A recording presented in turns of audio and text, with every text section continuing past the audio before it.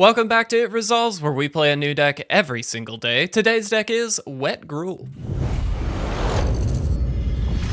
What is going on, everybody, and welcome back to another standard gameplay video. I hope you guys are doing well, and yes, we are playing a Wet Gruul deck, which if you don't know what that means, essentially it's just a Gruul deck core with a little bit of blue splashed in there, and we'll talk about why that is as we go through. But first and foremost, we have to thank one of our amazing community members who did share this list with us in Discord, am.alwatani. I hope I'm saying that correctly. Thank you so much. I really do appreciate it. We've had a lot of you guys submitting decks to us to play on the videos, and I really do appreciate that. It's a great opportunity to showcase you guys, especially at this point in the season where we've kind of played a lot of the meta decks. We've played a lot of the really silly decks. I'd like to see what you guys are playing. And so this has really been a phenomenal opportunity to share in the community aspect with you guys. So first and foremost, again, thank you to all of you, as well as Alwatani. Again, hope I'm saying that correctly, for submitting your deck list. It's an absolute pleasure to play them. We'll talk through this deck very briefly because I think the core of the deck is something that we're probably fairly used to seeing. We've got a little bit of ramp in the early games with things like the Sentinel. We've got the Innkeeper here, which not only gives us an extra treasure token, but of course gains us life throughout the game, which is super helpful. We've got the Brazen Outlaw here, which is of course going to ideally create some treasure tokens on tapping, which we can utilize, of course, the Sentinel to tap the Outlaw to then give us that treasure token. It's a really nice little mini combo there. Treasure tokens are super helpful for the deck because not only do they ramp us, but they double ramp us if we can get to a Goldspan Dragon, which is obviously going to tap those for 2 mana instead of 1. We do have some really powerful things to ramp into, including 2 Titan of Industries. Obviously, just a Titan of the meta right now. We know this is a good card. It's great to ramp into. We also do have Wrenn and Seven here, which honestly, I haven't played with Wrenn and Seven all that much recently, so I'm actually kind of happy to bring this back a little bit. Absolutely love Wrenn and Seven, phenomenal card, and so definitely an interesting include here. Makes a lot of sense, of course. We do have a Moonveil Regent here as well, which I think is kind of an interesting include. We normally don't see this as often in these style decks, but just having it as a one of, so whenever you cast a spell, you can discard your hand. If you do, draw a card for each of that spell's colors. Obviously, these are all, you know, monocolored cards, but it does actually get you further into the deck a little bit, which I like if you need to get further into the deck. When it dies, it deals X damage to any target, where X is the number of chosen colors among permanents you control. Obviously, that's really only ever going to be, I assume, 2. We do have the blue in the deck, but keep in mind that's mostly just for a little bit of interaction with the double negate. There's actually quite a number of things that negate hits in the meta right now, and so I do really like this include. Whether or not it hurts the mana base too much or not, I truthfully lean towards probably not, but we haven't tried this deck yet, so this is going to be a new experience. We're going to be testing this out as we go, and truthfully, again, with all the treasure tokens, things like that, I feel like the negate really isn't going to harm us too often. I don't think we're going to find ourselves in a situation where we don't have the colors we need just because we had to throw blue in there, especially considering if you look at the mana base, the blue sources come from the Pathway lands, which we can play obviously on the red side, or the Cascade, which of course naturally has green included. So, or excuse me, the other Pathway lands here as well. So there's a little bit of like flexibility that this includes, which I really like. We do, of course, have a lot of the other usual suspects. Dragonfire is in here thanks to that Goldspan Dragon and the Regent. We've got Fable of the Mirror Breaker to dig us further and give us some more of those treasure tokens. A really lovely include here is the Liberator because it can deal with artifacts and or enchantments. Definitely a really important piece of the puzzle here because we know that both of those card types are fairly prevalent in the meta, especially enchantments. Obviously, this is just a fantastic way to deal with those that fits the theme of the deck, which is kind of a mid-range creature-y style deck. We do have a couple of Shatterskull Smashing as well, and then of course the Esika's Chariot, which is ideally going to be copying a lot of the tokens, whether that be treasure tokens, goblin tokens, rhino tokens, basically anything we want. And so lots of really good opportunity there. I'm really excited to try this out. Again, thank you, am.alwatani. Still not sold on that name if I'm pronouncing it correctly, but thank you so much for sharing this list with us. I'm really excited to try it out. So let's jump right in, guys. Let's see how it goes. All right, guys, and here we are for game number 1. This is definitely a keep in my opinion. We've got the Innkeeper, we've got the Dragon's Fire and Negate, plus of course the Esika's Chariot, which we want to get to. So this is an easy keep in my opinion. We'll see what we happen to be up against here. Looks like a Delver deck, which is going to be interesting, because that does beg the question, do we leave the Negate up? How do we want to handle this? Certainly that is an interesting card, because we are going to need to play around it in some capacity. Let's throw this out. And I actually think we're gonna pass here. So here's the trick. First of all, triple Esika's Chariot is not good. We kind of want them to play some stuff out here, and then if they do, we can actually kind of deal with some things. So the question is, do we want to deal with that, or do we want to deal with something else? Ugh, let's see. Let's do this. Keeping in mind that for us in particular, it's harder to deal with flyers in this deck. While we do have Wrenn and Seven, which can obviously throw that token out there, it is going to be a little bit trickier for us, and so we need to manage that as best we can. Unfortunately, of course, they do have the answer, which is not super surprising here, of course, but it is just something to unfortunately have to deal with. Let's actually throw the Innkeeper out. This does still allow us that Negate opportunity thanks to the treasure token here, but I'm not really expecting this to be a very good turn for us, unfortunately. We do just kind of have to take the damage, and unfortunately here, we really don't have much either. We could very easily Esika's Chariot, but we know they have a make casualty in hand, which just means that it's essentially just going to be burning a counter spell. I'd actually rather leave up the Negate here, the double Negate, and hope that that turns into something, though I'm not anticipating it will, and it looks like that will not be the case. There's a Goldspan Dragon, but unfortunately mana is not our friend this time. Again, we can go for this, but it's really not going to do anything. This is actually the worst time to go for it since we now have a 5-drop in our hand. We'd rather just wait and play the land, but again, we're kind of in bad shape here regardless, so not a lot we can do. Yeah, unfortunately a bad start. I hate that. I really hate that, because I think this deck at its core is just a good deck. Yeah, there we go. They got us. Fair enough. Unfortunately, not a lot we could have done there. We just didn't have the lands, and that we knew they had a counter spell. So that was unfortunate, but it was a fast one. So let's jump into a game 2. Check out this month's Patreon rewards celebrating our return to Dominaria. If you want to pick these up, feel free to visit our Patreon at patreon.com/itresolves. All right, guys, here we are for game number 2. How do we feel about this hand? Again, land light. We're kind of seeing a theme here, but again, this is a small subset of games, so we can't necessarily base it on that. However, we do have a couple of nice little 2-drops here that I think we might be able to stick with. We also do have the Wrenn and Seven, so if we get to 5 mana, we might be able to pull some lands into our hand, which of course is going to be helpful, and we'll kind of see what happens from there. I'm actually just going to lead with the Veil. We know we don't have a turn 1 play, so let's not worry about, having to deal with tapped lands. We can just go ahead and throw that out. With the Boseiju draw, I think the obvious play is to throw this out on red, which is going to give us the double red here, and then this, if we need to play it, is going to give us the double green. But we will see what the opponent's actually doing. It looks like Scry at the bottom, and they just hit us with a Play with Fire early on. Very interesting, very interesting. So, I think we go for this. Not sold on it, but this does represent a creature with life gain, which is something that A, they're either going to have to deal with, or B, we're going to start garnishing some of this life loss back with. Obviously, they're focused a little bit more on the burn side of thing if they're just shooting us with a Play with Fire turn 1, and then of course that Voltage Surge. But this does gain us a turn basically here in terms of mana, which is super helpful. Let's go ahead and throw this out. I don't know that this is actually going to be all that useful this game.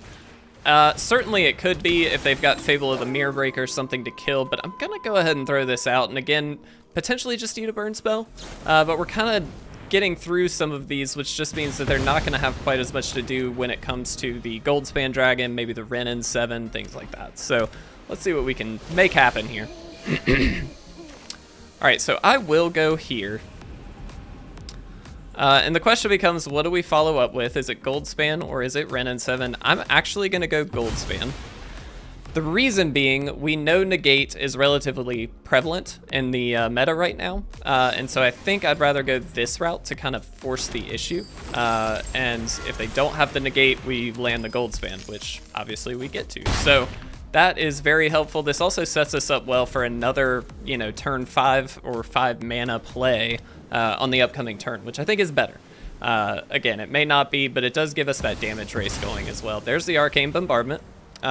So that Outland Liberator would have certainly been helpful, but we do have a Titan of Industry. So 1, 2, 3, 4, 5, 6. So actually, we can kind of get him here, potentially. Perfect. Let's go ahead and do this. We're gonna 100% blow this up. So let's destroy target artifact or enchantment, and I'm gonna put a shield counter on the Titan of Industry, I believe. Or maybe let's do this. I think the Goldspan Dragon might be more helpful. That might be incorrect. I really don't know. We also didn't play our land, did we? Whoops. That's okay. We're playing mind games, guys. That's all it is. We're playing mind games. All right, so if they want to blow this up, that's fine. I'd actually rather have the Goldspan in the sense of we get more mana to do more stuff with. It's also just going to be trickier for them to deal with because we're going to get a lot more out of the deal. And now they kind of have to target it twice if they want to do anything, which is nice. All right, so let's throw this down. Let's go ahead and get the easy attack in. If they've got something, they've got something. This does give us the blue, which is helpful. Thankfully, that has trample, which is good. To target creature or planeswalker. Okay. With that in mind, let's just go ahead and play out our own Fable. And now we just get to leave up Negate or Dragon's Fire. So we've got a little bit of a safety net involved here. We can just kind of negate if they get like an Arcane Bombardment plus another spell. Burn down the house is a great option. Let's go ahead and negate that. And that should seal the deal. I don't know that they could probably do too much with 2 mana here. Yeah, I think that's going to be enough. Yeah, they just have a play with fire. That's fine. They do get a scry out of the deal, but that's not going to be enough. And there we go, guys. We got our win. That was perfect. I'm really glad we were able to make that happen. Let's jump into a game 3. All right, guys, and here we are for game 3. As we're jumping into this one, I just want to reiterate the importance of having that blue source in the game or in our deck for this Gruul deck. Seeing the blue added too just gives you that ability to throw out you know, a negate here or there if you happen to need it. It's a really good tool for that, and so we're really getting to see why that's important for us, which is great. I'm glad we got to kind of showcase that in game 2 because obviously game 1 did not go our way, but that's okay. So they're going to get an attack in here with the Initiate. That's fine. I don't particularly care that much. Obviously, it's not great for us, but it's not the end of the world. All right, so let's see. I think we go here. And the question becomes, do we Dragonfire now? Do we wait? I think we wait.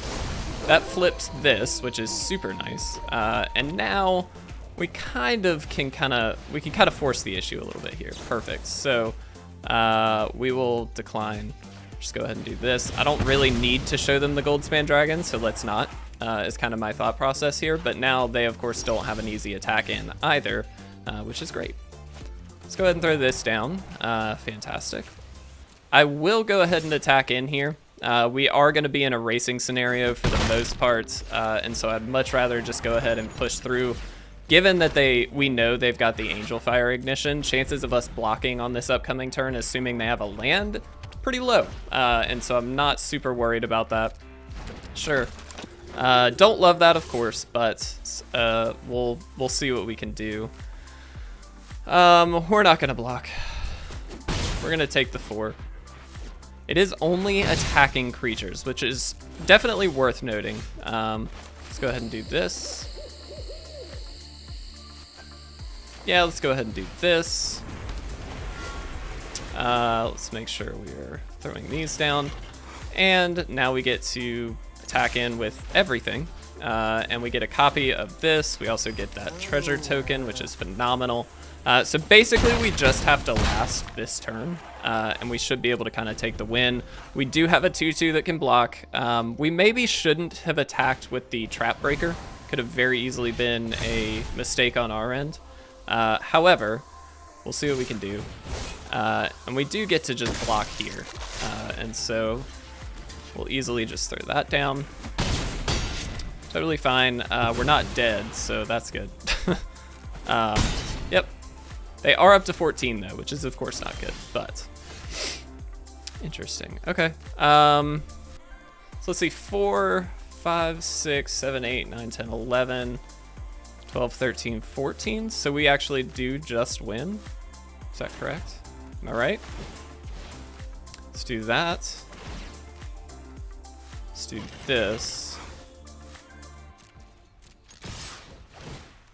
I think I counted this correctly, but I may not have. All right.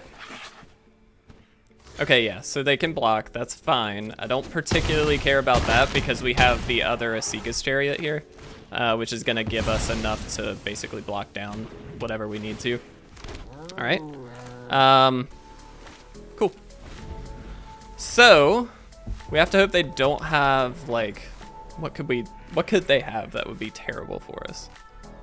If they don't have another Angel Fire Ignition, we should be able to get them. Okay. These get worse in multiples. Not worse, but they don't get any better in multiples, so I'm not actually all that worried about that. Sure, that's fine.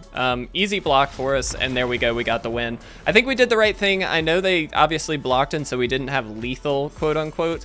We were threatening lethal, but obviously that forced them into a position where they basically had to have Angel Fire Ignition just to gain some life back, and they didn't. So very, very good. I think we're going to go ahead and wrap it up here, guys, just because I am a little behind having just gotten back. So let's go ahead. Let's talk about this deck.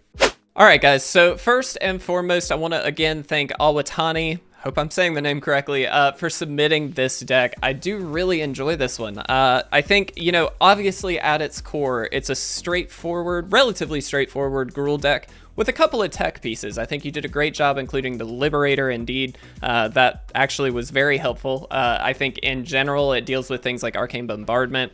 It of course deals with a lot of things like the Chariot as well. Just all there's a wealth of targets for the Liberator right now in Standard, and so it's a great addition for the deck. I would almost consider 2 of them, but I know it's kind of a diminishing returns and that you really just want to get one good activation off to get rid of something, and then that gives you the opportunity to kind of win. This is obviously a relatively aggressive mid-range deck. We're trying to get the Goldspan down, the Chariot down, stuff to keep the pressure on the opponent, and it does a great job of that. But the inclusion of that blue, which makes it the Wet Gruul deck, is a really nice one because that Negate, as we saw, really helps us secure the board position and finish off the opponent. I think what we noticed is that in attacking with this deck and keeping that pressure on, it doesn't take but maybe 2 or 3 attacks to really get the opponent into a losing position, hopefully getting them down to 0. And so allowing yourself that ability to just leave up the Negate, deal with those burn down the houses like we saw in game 2, that really puts us above and beyond a lot of the other just straightforward Gruul decks, which, I mean, that would have been a game-changing spell at that point. But the Negate was able to kind of deal with that, help us along, and keep us moving in the right direction. Obviously, it worked out great for us for a couple games there. The first one was a rough one, I know, but the second 2 were phenomenal. So, am.alwatani, thank you so much. I really do appreciate it. Guys, if you have a deck you would like to share with us, go ahead and add yourself to our Discord. It's open to everybody. We actually have a giveaway going on right now if you are in there as well. So I do encourage everybody to check that out, link down below. We have a deck list share channel, which is specifically for you guys to share whichever deck list you would like to see on the videos with me. You can also just DM me anywhere you would like to if you would feel more comfortable doing that. That's totally fine too. All that to say though, guys, I really do appreciate each and every one of you. Thank you so much. I am actually pre-recording this before recording whatever video is going to go up on Saturday. I haven't gotten to that yet because I'm just getting back from my business trip, but it's great to be back, guys. I really do miss you when I am gone, and so it's an absolute pleasure. Thank you all very much. I love you. Have a fantastic day.